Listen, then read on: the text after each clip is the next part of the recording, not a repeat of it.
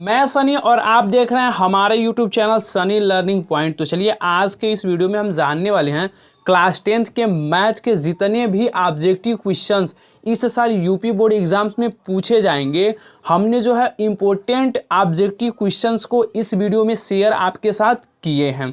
तो बने रहिए हमारे इस वीडियो में। अगर आप चैनल पर नए हैं तो चैनल को सब्सक्राइब ज़रूर करें। तो यहाँ पे आप देख सकते हैं कि इस वीडियो में हम आपको पूरे 20 नंबर जो है दिलाएंगे इस वीडियो के माध्यम से। तो देखिए यहाँ पे जो पहला ऑब्जेक्टिव क्वेश्चन है वो यही है कि 144 के अभाज्य गुणनखंडों में 2 की घात है। तो जल्दी से हमें कमेंट करके बताइए कि इसमें कितने घात होंगे। तो देखिए जब भी आप इस क्वेश्चन को सॉल्व करेंगे तो क्या निकालेंगे, सबसे पहले आप अभाज्य गुणनखंड निकालेंगे जिस प्रकार से हमने यहाँ पर निकाला है। तो यहाँ पे कितने टाइम में जाएगा, तो 9 बार में, उसके बाद से 3 टाइम से जाएगा, 3 टाइम में, 3 से 1 बार में, इतने बार में यह जाएगा। तो यहाँ पे आप देखिए 2 पर कितने घात होंगे, तो 1 2 3 और 4, यानी कि 2 पर कितने घात होंगे, तो 4। तो कौन सा हमारा विकल्प सही है, तो जो पहला विकल्प है वह हमारा सही है। उसके बाद से देखिए दूसरा क्वेश्चन दे रहा है कि 1/कोसेक थीटा का अधिकतम मान है। तो आपको पता भी होगा कि 1/कोसेक थीटा का मान क्या होगा, तो 1 होगा। अधिकतम मान क्या होगा, तो 1 ही होगा।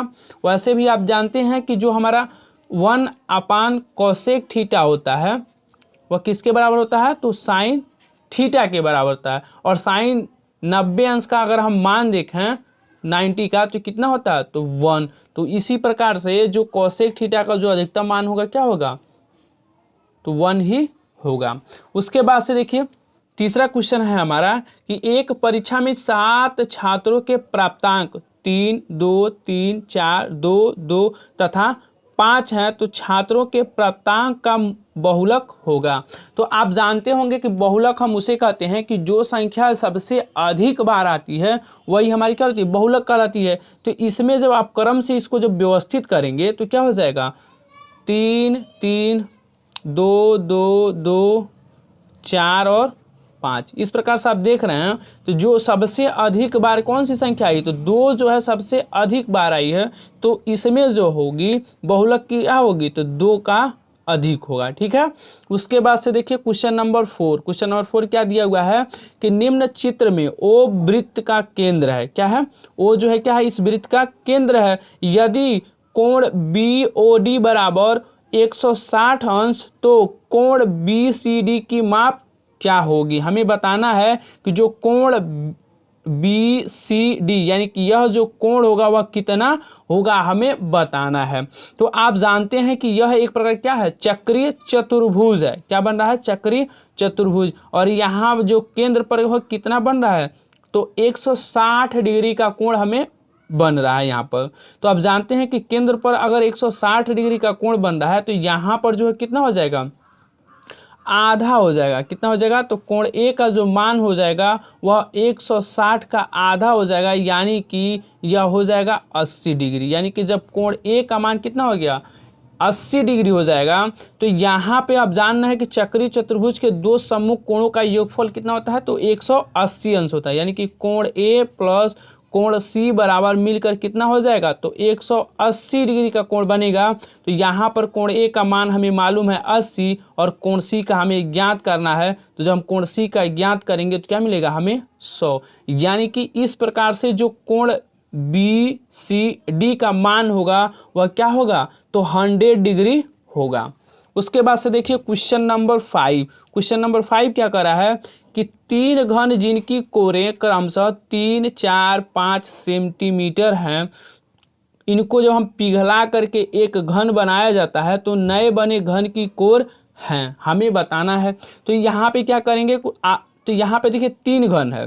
कितने हैं, 3 है, जिनका जो लंबाई दिया हुआ है 3 सेंटीमीटर, 4 सेंटीमीटर और 5 सेंटीमीटर। जब इन तीनों को जब पिघला करके एक बनाया जाता है तो क्या करेंगे, इनका हम आयतन निकालेंगे। क्या निकालेंगे, जो हमारा नया घन का आयतन बनेगा, नए घन का आयतन हमें ज्ञात करना है। और आपको पता होगा नए घन का आयतन अगर मान हमें a क्यू, तो यहाँ पे इसके पिछले वाले जो घन थे उनका आयतन निकालेंगे तो क्या हो जाएगा, तो 3 का क्यू हो जाएगा, यह हमारा 4 का क्यू हो जाएगा और यह 5 का क्यू हो जाएगा। जब हम तीनों को जोड़ेंगे, क्योंकि पिघला करके एक बना रहे हैं, तो तीनों का क्यू करके जब हम जोड़ेंगे तो क्या हो जाएगा 216, और 216 का जब हम क्यूब निकालेंगे, यहाँ पर क्या निकालेंगे, तो घनमूल जब निकालेंगे तो हमारे कितना मिलेगा, तो 6। तो इस प्रकार से जो नए बने घन की कोर होगी क्या होगी, तो 6 सेंटीमीटर होगा। समझ में आ गया। उसके बाद से देखिए क्वेश्चन नंबर 6 क्या है कि an बराबर 3n+2 अनुक्रम के प्रथम 3 पद ज्ञात करें। हमें जो है प्रथम 3 पदों को जो है ज्ञात करना है। तो इसके लिए हम क्या करेंगे, तो सबसे पहले हम रखेंगे n बराबर 1, 3 पद हमें ज्ञात करने हैं। तो अगर हम एक बार रख रहे हैं n = 1, तो देखिए हमें क्या मिल रहा है इसमें, तो 3 × 1 + 2 = कितना हो जाएगा 5। अगर हम n = 2 रखते हैं तो क्या हो जाएगा, 3 दूनी 6 और 1 7 हो जाएगा। अगर हम n = 3 रखते हैं तो क्या हो जाएगा, 3 × 9 और 2 11। तो इस प्रकार से जो हमारा अनुक्रम बन रहा है, क्या बन रहा है 5, 7 और 11। तो इसमें कौन सा विकल्प सही हो रहा है, तो देखिए जो इसमें का जो पहला विकल्प है वही हमारा सही हो रहा है, बाकी यह जो 3 विकल्प है वह सही नहीं हो रहा है। ठीक है। उसके बाद से देखिए क्वेश्चन नंबर 7। तो यहाँ पे आप देख सकते हैं कि जो हमारा क्वेश्चन नंबर 7 है, इसमें दिया हुआ है कि यदि 10a + b = 90 डिग्री, ठीक है। उसके बाद से दिया हुआ कि 10a = 3/4 हो तो काट b का मान क्या होगा। यहाँ पे जो है टोटल 4 ऑब्जेक्टिव दिए हुए हैं, इसमें से जो सही है उसको आपको बताना होगा। तो हम आपको बता दें कि काट बी का जो मान होगा वो होगा 3/4। अब देखिए यह कहाँ से हो रहा है, तो अगर एक फिगर हम बना रहे हैं समकोण त्रिभुज, यहाँ पे हो गया 90 डिग्री, यह हमारा कर्ण हो जाएगा, यह हमारा क्या हो जाएगा लंब, और यह आधार हो जाएगा। ठीक है। तो यहाँ पे आप देख रहे हैं 10a का मान दिया हुआ है, क्या दिया हुआ है, तो 3/4। और आपको पता है फार्मूला क्या होता है, तो लाल बटे कक्का होता है, यानी कि 10 में क्या है, तो लंब दिया हुआ है 3 और आधार दिया हुआ है 4। यहाँ पे हमें क्या मिला, लंब मिल गया और आधार मिल गया। तो इसकी सहायता से हम कर्ण निकाल सकते हैं। तो कर्ण निकालेंगे तो क्या हो जाएगा, तो 5 हो जाएगा कर्ण हमारा। तो जब हम काट बी निकालेंगे, तो जब हम काट बी को निकाल रहे हैं, यहाँ पे देखिए सोचिए थोड़ा सा, काट बी जब हम निकालेंगे तो जब हम 10 को ले रहे हैं, 10a ले रहे थे, तो यह था हमारा लंब, क्या था लंब, और यह हमारा था आधार। जब हम क्या लिए हैं, a को लिए थे। जब हम b को लेंगे तो यहाँ पे जो हमारा यह आधार है यह कन्वर्ट हो जाएगा लंब में। किस में कन्वर्ट हो जाएगा, लंब में। और जो हमारा लंब था वह कन्वर्ट हो जाएगा हमारा आधार में। स्पष्ट हो गया, जो हमारा आधार था वह लंब में कन्वर्ट हो गया, जो हमारा लंब था वह आधार में कन्वर्ट हो गया। तो इस प्रकार से जब काट बी निकालेंगे तो काट बी में हमारे क्या हो जाएगा, तो आधार बटे लंब, फार्मूला यही होता है 10 का उल्टा, आधार बटे लंब। तो यहाँ पे जो आधार है हमारा क्या है, तो 3 है, आधार क्या हो जा रहा है 3, और जो हमारा लंब हो रहा है वह क्या हो जा रहा है, तो 4। तो इस प्रकार से जो काट बी का हमने मान निकाला है वह क्या निकाला है, तो 3/4। तो आपने जो है इस लॉजिक को समझ ही गया होगा कि जब आप बी को लेंगे तो जो हमारे आधार और लंब होते हैं उसमें क्या होते हैं, परिवर्तन हो जाते हैं। दूसरा ट्रिक अगर आप लेकर चलें तो यह थोड़ा सा लॉजिक जो होगा बड़ा हो जाएगा। इस प्रकार से कि 10a दिया हुआ 3/4, तो यहाँ से निकालेंगे हम काट a, तो काट a हमारे क्या हो जाएगा 4/3 हो जाएगा, इसका उल्टा ही होगा।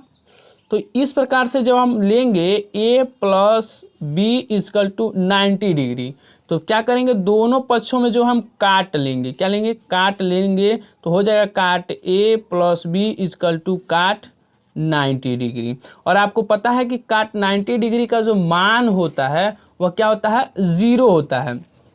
क्या होता है, काट 90 डिग्री का जो मान होता है क्या होता है, 0 होता है। तो यह हमारा हो जाएगा 0, और यहाँ पर एक फार्मूला बन रहा है काट a + b का।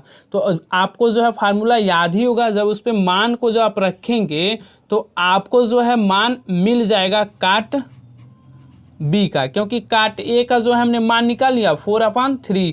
तो जब इसको जब हल करेंगे तो काट b बराबर आपको मिल जाएगा 3/4। 4। वीडियो लंबा ना हो इसलिए हम आपको थोड़ा जल्दी से ही समझा दे रहे हैं ट्रिक के माध्यम। तो सबसे सुपर ट्रिक आप यही रहेगा कि आप इसको याद रखिएगा कि क्या होता है, जो लंब और आधार होता है उसमें परिवर्तन हो जाता है, लेकिन अगर आप लॉन्ग प्रोसेस से चलना चाहें तो आप जो है इस विधि का आप प्रयोग कर सकते हैं। ठीक है, तो चलिए बढ़ते हैं हम नेक्स्ट क्वेश्चन की ओर। तो देखिए हमारा आ गया है 8वां क्वेश्चन। 8वां क्वेश्चन क्या है कि निम्न संख्याओं में से किस संख्या का दशमलव प्रसार शांत है? जल्दी से हमें कमेंट करके बताइए।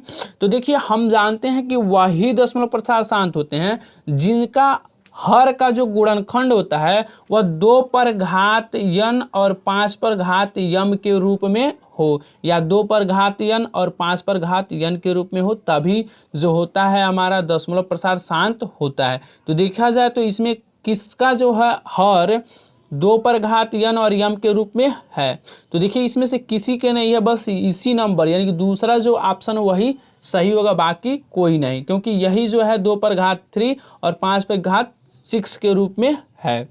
उसके बाद से क्वेश्चन नंबर 9, p का मान जिसके लिए बहुपद x³ plus 4x² minus px plus 8 और दिया हुआ है कि x माइनस 2 से पूर्णतः विभाजित है, तो हमें जो है p का मान हमें ज्ञात करना है। तो इसके लिए आप क्या करेंगे, सबसे सिंपल ट्रिक अपनाइए। यहाँ पे दिया हुआ क्या x माइनस 2, तो यह जो है एक मूल ही दिया हुआ है, तो क्या लिख सकते हैं x इक्वल टू 2 हम रख सकते हैं।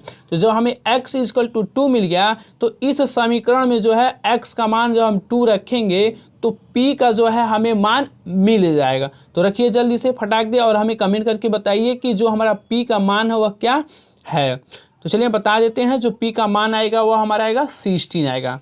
उसके बाद से देखिए क्वेश्चन नंबर 10। क्वेश्चन नंबर 10 क्या कह रहा है कि समरूप त्रिभुज ABCD तथा त्रिभुज PQR इस प्रकार है कि कोण A इक्वल टू 32 डिग्री तथा कोण R इक्वल टू 65 डिग्री हो तो कोण B का मान ज्ञात कीजिए। तो आपको पता है कि यहाँ पे स्पष्ट कह दे रहा है कि यह क्या है, समरूप त्रिभुज है, और आपको पता है कि समरूप त्रिभुज में क्या होते हैं, तीनों कोण जो है आपस में बराबर होते हैं। तो ठीक इसी प्रकार से यहाँ पे 2 त्रिभुज अगर हम अप्लाई कर रहे हैं, यहाँ पे आप देख सकते हैं, एक त्रिभुज मान लीजिए यह हो गया, इसका नाम दे देते हैं AB और C। दूसरा त्रिभुज हम ले रहे हैं जिसका हम नाम दे रहे हैं PQ और R, और यहाँ पे कहा दोनों क्या है, समरूप हैं। ठीक है, तो यहाँ पे आप देख सकते हैं कोण R का जो मान दे रहा है वह दे रहा है 65 डिग्री, और जो हमारा कोण A है उसका मान दे रहा है 32 डिग्री। तो यहाँ पे आपको मिल गया है 2 कोण, यह और यह। हमें जो है तीसरा कोण ज्ञात करना है, यानी कि जो कोण B है उसका मान हमें ज्ञात करना है। और आपको पता है कि समरूप त्रिभुज में क्या होते हैं, तीनों कोण जो होते हैं बराबर होते हैं। तो एक का मिल गया 32, तो ठीक इसी प्रकार से जो कोण R का जितना मान होगा उतना मान हो जाएगा कोण C का भी। तो यह हो गया 32, यह हो गया हमारा 65। तो हम कोण B का मान आसानी से निकाल सकते हैं, क्योंकि त्रिभुज के तीनों कोणों का योगफल क्या होता है, तो 180 होता है। तो रखेंगे तो क्या हो जाएगा, तो A और जो C है इन दोनों को मिलाकर जोड़ेंगे तो क्या हो जाएगा, 5 और 2 7, 6 और 3 9 बराबर 180। यहाँ पर हमें ज्ञात कर रहे हैं कोण B का मान।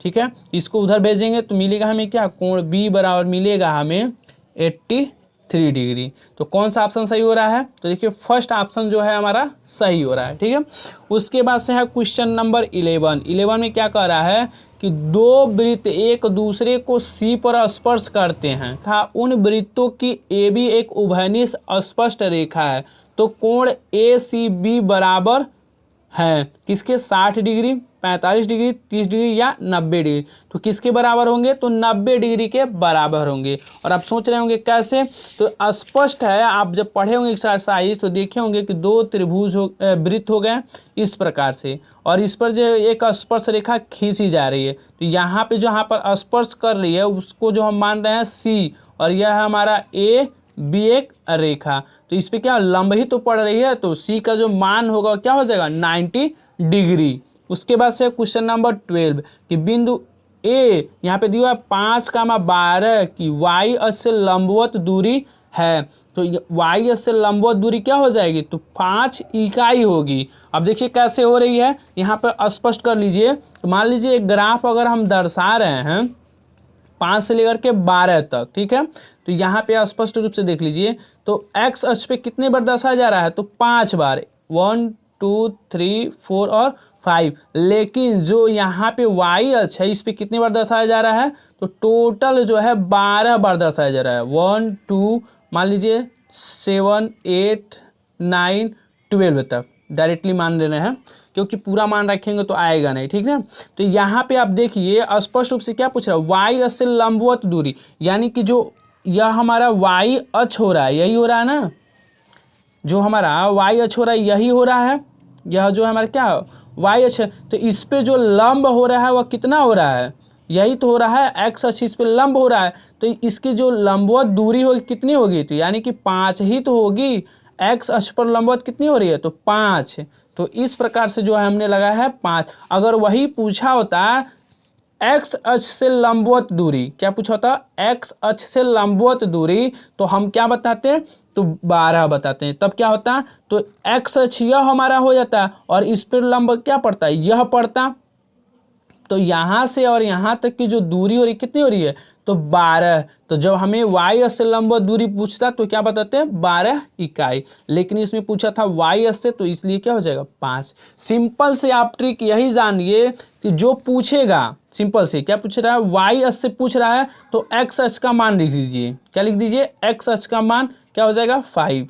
वाई अक्ष से पूछा है तो हमने एक्स का मान रख दिया, लेकिन अगर एक्स अक्ष से पूछता तो वाई अक्ष का हम मान लिख देते हैं। तो यह हो जाता है हमारा एक्स अक्ष से लंबवत दूरी, और यह जब वाई अक्ष से पूछा तो एक्स अक्ष का लंबवत दूरी हमने लिख देंगे, तब भी सही हो जाएगा, ठीक है।